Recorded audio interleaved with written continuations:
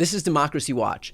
All right, Mark, as we head toward this presidential debate on June 27th, you have been involved in these debates before, so I want to discuss what to expect here. But first, can you tell us about your previous experience with presidential debates? Sure. So I was fortunate enough to be the general counsel to two presidential campaigns. One was John Kerry's 2004 campaign. The other was Hillary Clinton's 2016 campaign. But I've represented a number of other presidential candidates who ran in primary elections and were helped participate in some of their debate prep. Among others, I represented Kamala Harris in the 2020 election. So, fire away. I will offer whatever insight I can. Okay, so first off, how should Joe Biden treat the issue of democracy in this debate as he's standing next to Donald Trump, who is unto himself the single greatest threat to democracy that this country's ever faced? Yeah, so look, I think that one of the challenges that President Biden will have on the issue of democracy is that he is talking in plain English about American history and American governance, and Donald Trump is talking in gibberish.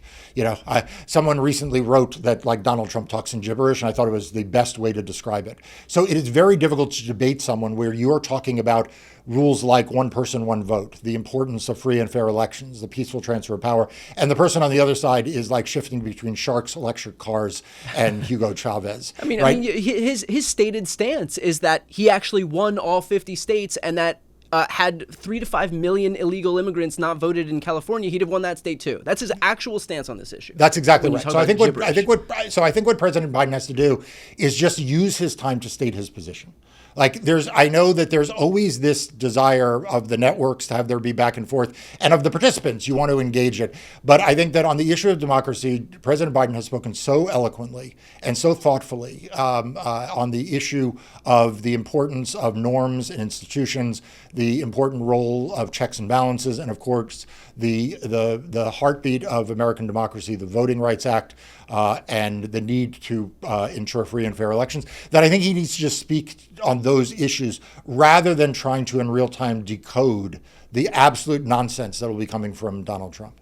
Yeah, in a way, let Trump hang himself, so to speak. He's gonna go off on his tangents. He's gonna sound like a lunatic. I think that, I don't want to say don't get in the mud with him, because that's like the old, I think that whole theory of when they go low, we go high is kind of out the window in this political environment. But at the same time, Donald Trump will hang himself by his own words and his own lunatic rantings and ravings. And so I think that it's incumbent on Joe Biden not to try to meet Donald Trump where he is and make both of them look like lunatics.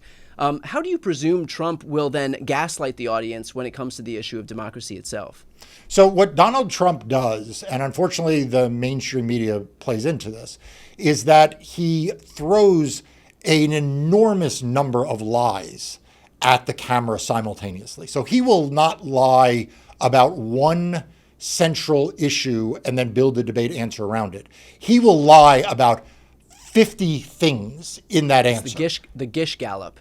Yeah, right, exactly. So he will lie in a single answer. He will say, I won this election, and I won this election, I won this election, and this happened, and this happened, and this happened, and this happened. And Joe Biden, presided over the pandemic, and I got us out of the pandemic, right? And and you'll be like, wait a second, that's not right. And so what will happen is people will get discombobulated, and they will give him a free pass on the worst and most egregious things he says. I mean, to me, the most shameful part of how the media has covered this election is that Joe Biden tells the truth 99.999% of the time, and Donald Trump lies 100% of the time.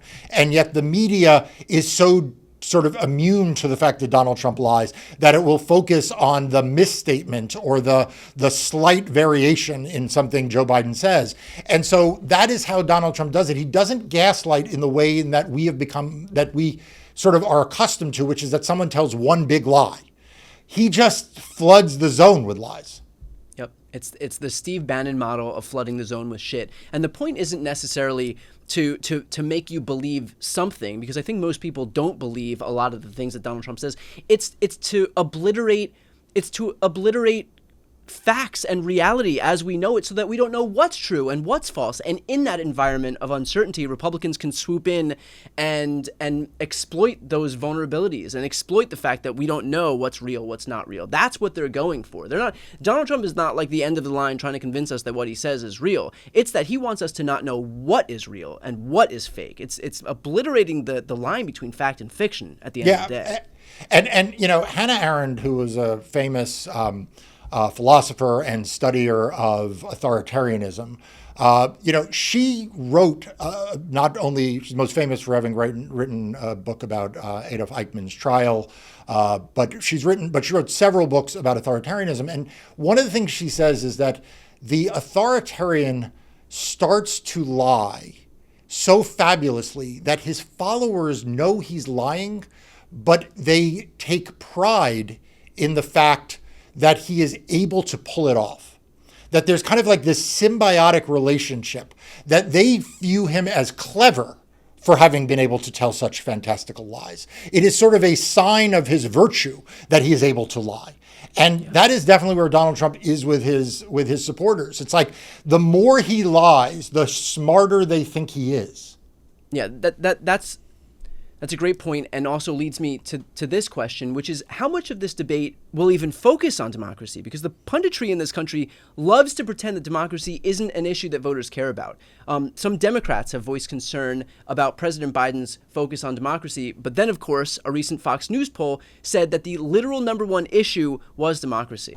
Yeah, the two things that drive me crazy about the polls are, number one, President Biden is doing much better in the polls, and you would not know that from the reporting, right? Like, if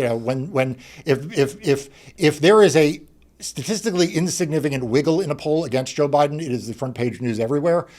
Joe Biden has clearly made up a lot of ground and is probably leading right now based on a plethora of public polls since Donald Trump's conviction, and you hear less about it.